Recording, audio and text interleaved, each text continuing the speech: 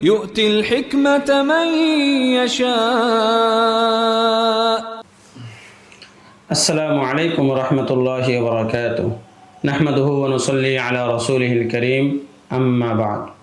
এই দরসে আমরা আলোচনা করব শরহ উকুদ রাসমিল মুফতি নামক কিতাব থেকে 34টি উসুল হতে 21 নম্বর উসুল সম্পর্কে। 21 নম্বর উসুল হলো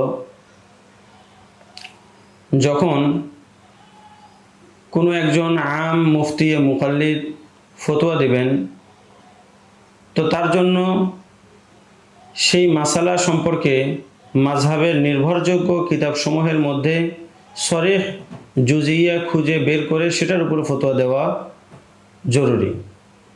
উসুল ও কাওয়াইদের উপর ভিত্তি করে ফতোয়া দেওয়া তার জন্য জায়েজ নেই। কেন? কারণ হলো চারু মাযহাবের মধ্যে সর্বসম্মতিক্রমে এই কথা বলা হয়েছে যে মাযহাবের উসুল ও কাওয়ায়েদগুলো কুল্লিয়া নয়, বরং সবগুলো হলো আকসারি।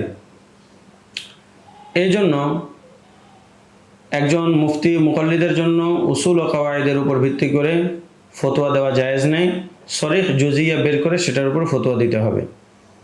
তবে যদি মুফতি মুজতাহিদ হন অথবা তার মধ্যে গভীর ফিকহি যোগ্যতা থাকে এবং মাসালার সম্পর্ক ওরফ ও জরুরতের সাথে হয়, অথবা মাসালাটা এমন হয় যেটা ইতিপূর্বে ফুকাহায়ে মুতাকাদ্দিমিন, আইম্মে মুতাকাদ্দিমিন এবং ফুকাহায়ে মুতাআখিরিনদের যুগে ঘটে নাই, এমন বিষয়ে কোনো মাসালা হয়, তাহলে তিনি উসুল ও কাওয়ায়েদ এবং নাজাইরের উপর ভিত্তি করে হুকুম বের করে তার উপর ফতোয়া দিতে পারবেন। তবে তার জন্য জরুরি হলো ফতোয়ার শেষে এই কথা উল্লেখ করবেন যে এই মাসালা সম্পর্কে স্পষ্ট কোনো জুজিয়া আমি খুঁজে পাই নাই, উসুল ও কাওয়াইদের উপর ভিত্তি করে ফতোয়াটা দেওয়া হয়েছে। তাহলে আমরা 21 নম্বর মূলনীতি সম্পর্কে অবগত হলাম যে যদি কোনো মাসালা সম্পর্কে উলামায়ে মুতাকাদ্দিমিন মুতাআখিরিন থেকে কোনো ধরনের কোনো রেওয়ায়াত কওল ইত্যাদি না থাকে, তাহলে মুফতি মুকাল্লিদ কি করবেন আর মুফতি মুজতাহিদ বা বালিগুন নজর একজন মুফতি কি করবেন। পরবর্তী দরসে আমরা 22 নম্বর মূলনীতি নিয়ে আলোচনা করব ইনশাআল্লাহ তাআলা।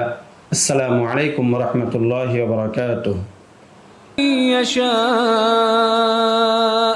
ومن يؤت الحكمة فقد أوتي خيرا كثيرا وما يذكر إلا أولو الألباب.